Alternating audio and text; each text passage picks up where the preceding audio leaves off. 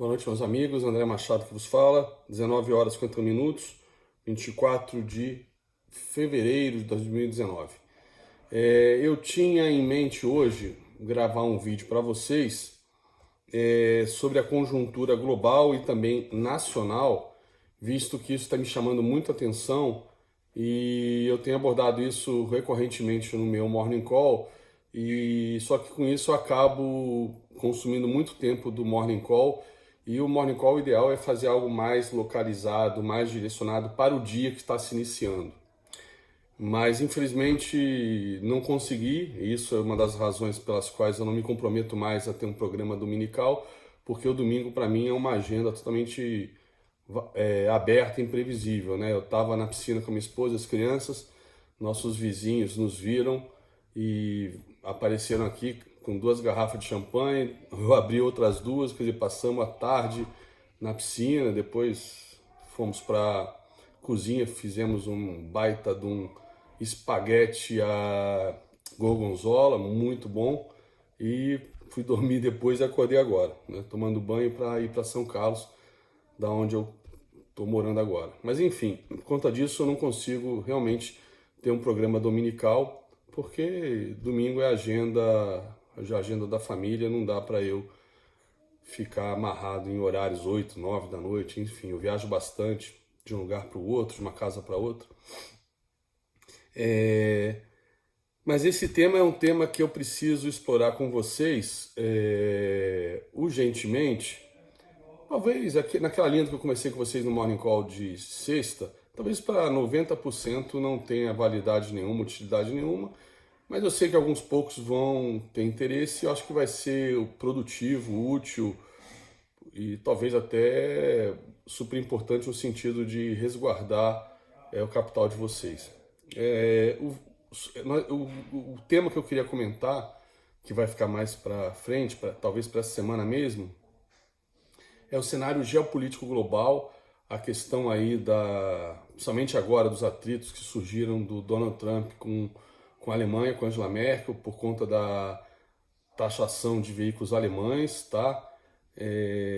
A fragilidade que isso pode trazer para a aliança da OTAN, que já está super fragilizada desde que o Trump assumiu. E eu sei que os libertarianistas aí de YouTube acham o Trump do caralho, maravilhoso, mas essa biblioteca aqui que muitos de vocês admiram, a grande maioria eu acho que admiram, uma meia dúzia de imbecis ridiculariza, é uma biblioteca totalmente focada em Primeira e Segunda Guerra Mundial, né? E eu aprendi muito sobre geopolítica, aprendi muito sobre alianças nesses que eu comecei com 13 anos, tenho 51, nesses 38 anos de estudos. 38 anos lendo sobre as guerras, e é um bom tempo que eu parei de ler simplesmente sobre batalhas, etc. Isso já deixou de me atrair a atenção há muito tempo. Hoje eu tenho lido bastante sobre geopolítica, petróleo, enfim.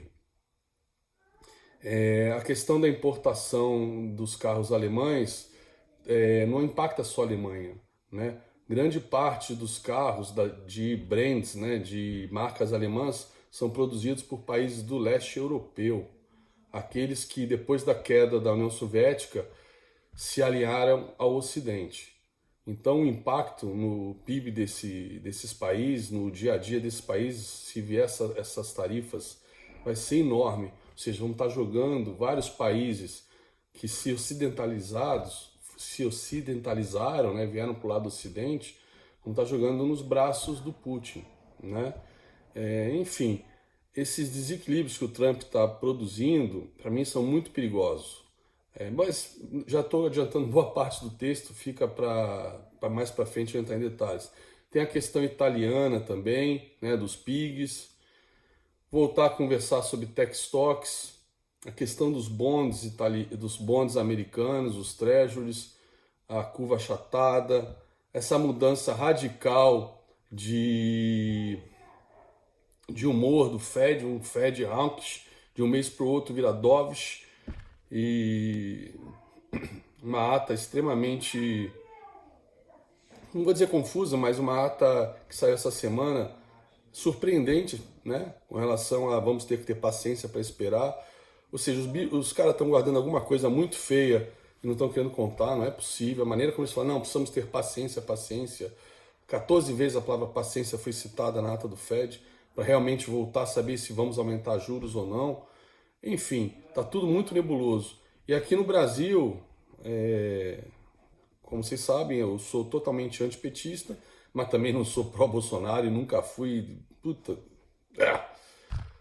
É uma lástima a gente ter botado esse cara lá em Brasília. Graças a Deus, né, foram com ele o Paulo Guedes e o Sérgio Moro, mas principalmente o Paulo Guedes. Isso vai ser um governo, se Deus quiser, vai ser conhecido como governo Paulo Guedes. Isso se a família Bolsonaro deixar o cara trabalhar em paz, né, não ficar criando crise uma atrás da outra, por babaquice.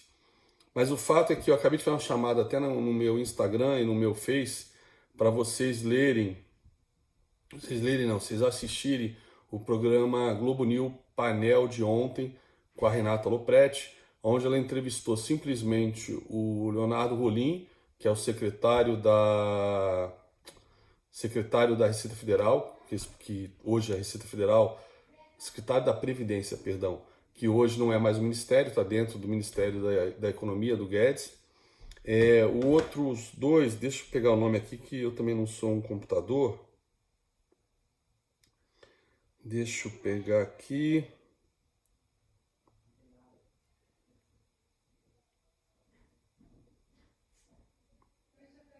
Vamos lá. Leonardo Rolim, como eu falei, secretário da Previdência, né, do Ministério da Economia. Paulo Tafner, coautor do livro mais consultado sobre a Previdência Brasileira da atualidade. Diz que o livro do cara é fodido. E Roberto Brent, ex-deputado federal, ex-ministro da Previdência e que acompanhou a tramitação de duas reformas da Previdência, no caso mini-reformas, que não foram tão impactantes como essa nova Previdência, mas ele acompanhou lá de dentro do Congresso e também como ministro duas mini-reformas da Previdência, a do FHC e do Lula. E ele corroborou aquilo que eu já vinha conversando com vocês, que a reforma da Previdência tem um longo caminho pela frente, né? Muitos economistas graduados, como Amílio Fraga, dizem que essa reforma não tem gordura nenhuma para tirar, que está no osso, se a gente realmente quiser combater o déficit fiscal. Já os deputados, eu já ouvi essa semana alguns dizendo, essa reforma com certeza tem gordura para a gente tirar, para a gente negociar. Eu sei que esse deputado federal, o Brent, ele comentou, assim, enojado, horrorizado, a maneira como os carniceiros do funcionalismo público, principalmente funcionalismo público de alta patente, da elite, como o judiciário, etc., foram para cima do Congresso nessas duas mini-reformas, e que ele espera exatamente que aconteça a mesma coisa, né? Ele comentou uma situação, não sei se foi na do Lula ou do FHC, que o pessoal invadiu, os funcionários públicos invadiram, depredaram, quebraram tudo lá na comissão que estava discutindo a reforma. Foi uma coisa horrível que ele espera que aconteça a mesma coisa, né? Enfim, Guedes prometeu a reforma em 3 meses e já é praticamente fato consensual que vai ser aprovado, se for aprovado, esperamos que seja, porque não temos outra alternativa, vai ser aprovada no final do ano, né? A ideia é que ela saia da Câmara, seja aprovada na Câmara até o meio do ano, para depois ir para o Senado, e aí sim começar toda a tramitação no Senado e ser aprovada lá no final do ano, né? Então, acho que realmente, como eu falo, para o day trader, siga o gráfico, siga o gráfico. A galera fica lá postando, siga o gráfico, não interessa mais nada. E é verdade, como grafista sim, mas as grandes oportunidades que eu tive na vida vão vir de um conhecimento mais amplo e seguindo o gráfico, no day trade ou até no swing, mas de repente num day trade, uma operação bem estruturada, que você leve até o final, até o máximo do dia ou a mínima do dia, no caso de dólar ou de índice, que pode te deixar com gordura para carregar isso para o dia seguinte, continuar um movimento, etc. Acho que as grandes tacadas realmente vão acontecer quando você tem esse conhecimento, tem esse entendimento e com uma boa gestão de risco você consiga surfar um movimento mais amplo, até muito mais do que um gráficozinho de 5 minutos, um scalpzinho de 200 pontos, tá? Então eu quero muito trabalhar esse tipo de conteúdo com vocês de agora em diante. Não quero ficar nessa mesmice de ficar só falando de análise técnica básica, rasa. Isso tá cheio no meu canal já, tem bastante. Também quero tratar de uma análise técnica mais profunda, mais sofisticada. Sofisticada no sentido de mais inteligente, mas ao mesmo tempo simples, tá? Não confundam, talvez sejam até antônimos, sofisticação de simplicidade, mas não foi isso que eu quis dizer. Uma análise técnica simples, mas profunda, correta. Parte psicológica que eu já venho tratando com vocês, ou pelo menos eu falo com vocês há 4, 5 anos, mas eu já dou aula sobre isso há 12 anos, desde 2006, e que agora virou moda, todos os youtubers aí contratando psicólogo para dar palestra para trader, etc. Enfim, o mercado financeiro está a cada dia que passa ficando mais idiotizado, né? É assustador. E cabe a mim em 2019 fazer um contraponto contra esse ambiente que para mim é travestido de querer ajudar, mas na verdade só está confundindo e só está traduzindo o mercado financeiro para vocês de uma maneira totalmente equivocada, que está totalmente longe do que é o mercado financeiro profissional, seja dos traders profissionais como eu, seja de traders institucionais, tesourarias, etc. Tá? Hoje mesmo eu comentei de um preju que foi, né, fizeram um write-off agora esses dias, do Deutsche Bank, de 1,6 bilhão de dólares, tá? E por que pareça, é um preju que não foi de agora não foi de nenhuma aposta não, foi um investimento em bonds da Berkshire Hathaway, em bonds do Warren Buffett. Aconteceu em 2016, só agora veio à tona. Tá levando até o Deutsche Bank a ser investigado. Então, o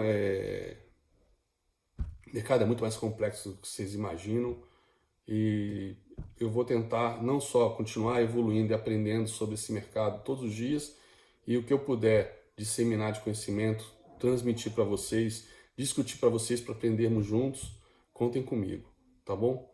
Grande abraço para todos vocês, uma excelente semana de trades para todos e amanhã, dia 25, às 8h30, tô lá firme e forte para mais um Morning Call do Hugo. Abraço, meus amigos, bom final de domingo para todos.